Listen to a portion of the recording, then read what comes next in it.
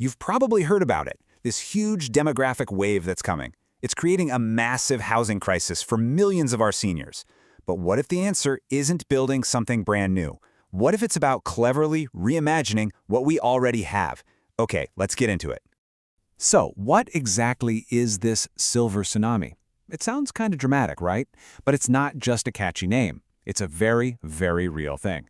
We're talking about the huge generation of baby boomers. They're all hitting their senior years right now. And that's creating a massive, unprecedented demand for senior housing. And the scale here, wow, it's just staggering. We are not talking about some small niche group. We're talking about 14.4 million middle-income seniors who are right in the bullseye of this problem. I mean, just think about that number. That's a whole lot of people who are gonna need a place to live, and soon. And there's actually a name for these 14.4 million people. They're called the forgotten middle.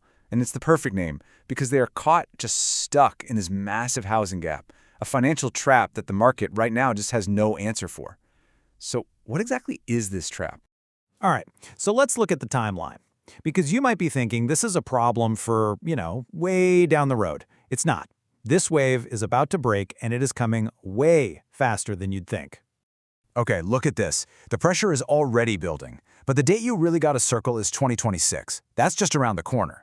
That's when what experts are calling the peak 80 wave officially kicks off. And by 2030, the demand for senior housing is going to hit a critical point. The clock is absolutely ticking here. So we know this huge wave is coming. But why is it a crisis for this middle group specifically? Let's dig into why millions of these seniors are about to find themselves with literally nowhere to go. And here it is. This is the heart of the problem, the big dilemma, the forgotten middle.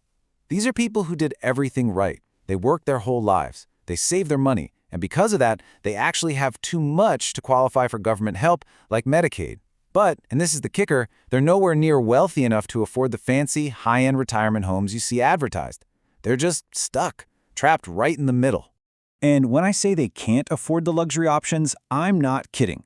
We're talking about rents of over $8,000 a month. I mean, that's not happening for most middle-income folks. It's completely out of reach. So what does all this add up to? A massive, massive housing shortage for this exact group. I mean, this chart says it all, right? The current supply can only handle 46% of the need. That means there's an unmet demand of 54%, over half. That is a giant gap, and it means millions of people are going to be left high and dry. Okay, so the obvious solution is just build more, right? If there's demand, build more supply. Easy. Except it's not. The economics of building new stuff for this market are completely, fundamentally broken. I mean, it's the most logical question in the world, right? You've got millions of people who need something. So why isn't anyone building it for them? Well, the whole thing grinds to a halt because of one single massive number. $250,000, and that's on the low end.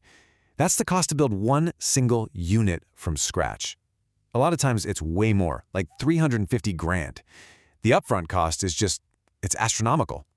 So think about it. If it costs you $250,000 just to build one apartment, you have to charge a ton in rent just to break even, let alone make a profit.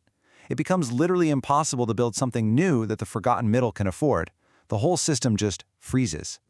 So if building new is a total non-starter, then what's the answer? Well, this is where it gets really, really cool.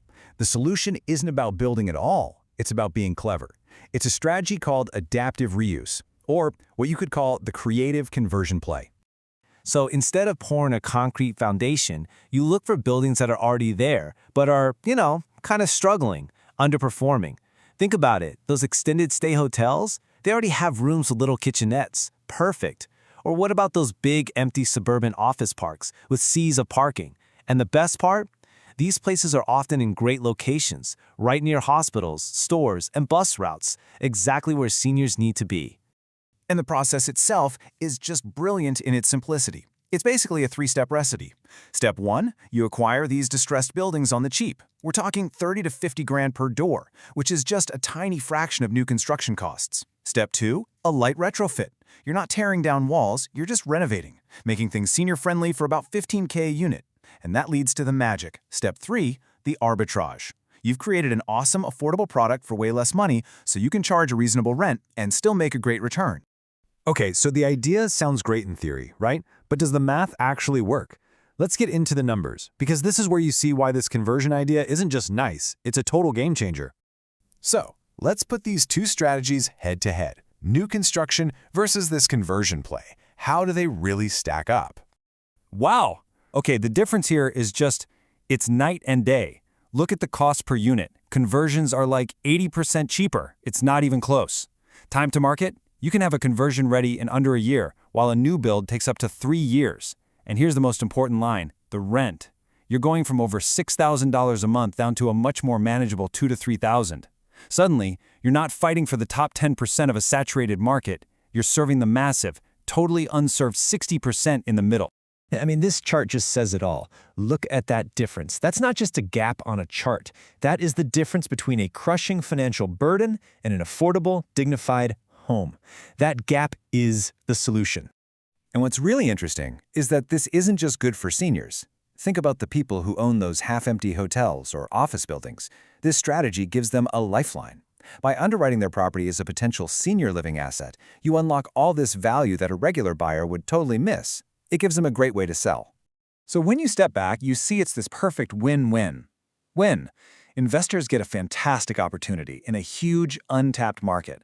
Property sellers get to unload a struggling asset for a good price. And of course, the most important win, millions of seniors, the forgotten middle, finally get a real, affordable, quality place to live.